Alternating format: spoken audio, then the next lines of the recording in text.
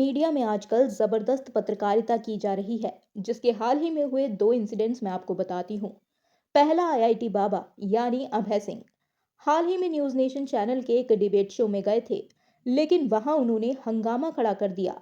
दरअसल आईआईटी बाबा ने जब देखा कि न्यूज स्टूडियो में और भी धर्माचार्य उनके साथ शो का हिस्सा बनने के लिए आ गए हैं, तो वो वहां से जाने लगे। जब उनको रोकने की कोशिश की गई तो उन्होंने डंडा भी मारा।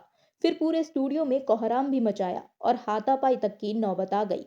खुद बाबा ने आरोप लगाया कि उन्हें स्टूडियो में पीटा गया और फिर उन्होंने पुलिस स्टेशन के बाहर धरना भी दिया।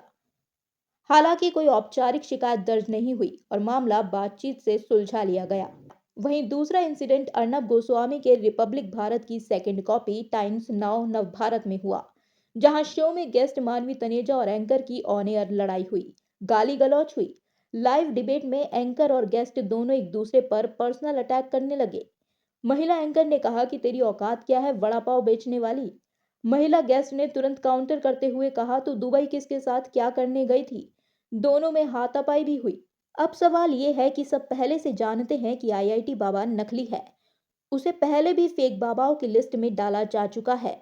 और मानवी तनेजा, उसकी क्या क्वालिफिकेशन है, किस चीज की एक्सपर्ट है वो, जो उसे किसी भी डिबेट में बुला लिया जाता है। वो बस चिल्लाती रहती है, झगड़ती रहती है। फिर भी न्यूज चैनल्स ऐसे लोगों को बुलाकर क्या साबित करना चाहते हैं?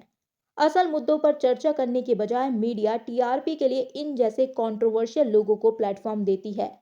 अरे भाई, तुम गोदी मीडिया बनने की जगह मीडिया ही बने रहते तो लोग तुम्हारा न्यूज चैनल देखते और फिर तुम्हें टीआरपी के लिए सब ड्रामे नहीं करने पड़ते। लेकिन लोग कब तक मोदी जी के 56 इंच सीने का गुड़बखान तुम्हारे चैनलों पर सुनते रहेंगे? पक चुके हैं लोग यार, इसलिए लोग तुम्हारे चैनल्स नहीं देख रहे, जिसकी वजह से टीआरपी गिर रही है तुम्हारी। और देश के असली मुद्दों को तुम दिखाओगे नहीं, क्योंकि उससे तुम्हारे फेवरेट मोदी जी घिर जाएंगे। इसलिए ऑप्शन बस ये ड्रामा दिखाकर टीआरपी बटोरने का है। But let me tell you, ये भी ज्यादा दिन तक नहीं चलने वाला। अब मैं पूछना चाहती हूँ कि ऐसी डिबेट्स हमारे देश के लिए कितनी जरूरी है।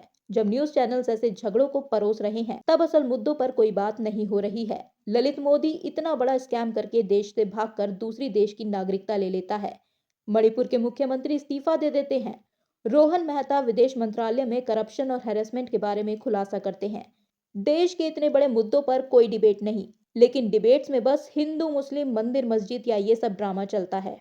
भारत का प्रेस फ्रीडम इंडेक्स साल 2024 में 180 देशों की लिस्ट में 159वें स्थान पर आ गया। लेकिन हमारी मीडिया को इसकी फिक्र नहीं। वो या तो सरकार का गुणगान करेगी या देश के जरूरी मुद्दों से ध्यान भटकाने के लिए ये सब ड्रामा। पहले पत्रकारिता का मतलब था सरकार से सवाल पूछना। तब पत्रकार जनता की आवाज उठाते थे। पत्रकारों का समाज में सम्मान होता था। नेता पत्रकारों से डरते थे, क्योंकि पता था कि इनकी कलम में बहुत ताकत है।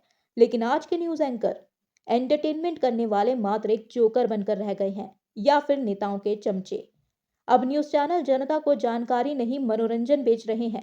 उनका एक ही मकसद है, सरकार के लिए पीआर करना और असली मुद्दों से ध्यान भटकाना। न्यूज डिबेट्स जो पहले देश की दिशा तय करते थे, अब महज डेली सोप लगते हैं। अगर न्यूज चैनलों की यही हालत रही, तो आने वाले समय में पत्रकारों को न्यूज एंकर नहीं, रियलिटी शो होस्ट कहा जाएगा। और इसके लिए जनता ही जिम्मेदार है। वो भी इन नकली डिबेट्स को एंजॉय करती है। क्यों ऐसे चैनल्स को बॉयकॉट नहीं किया जाता? Do comment, and if you like the podcast don't forget to like and share. To listen to more podcast, subscribe to the channel and hit the bell icon. Thanks and keep watching.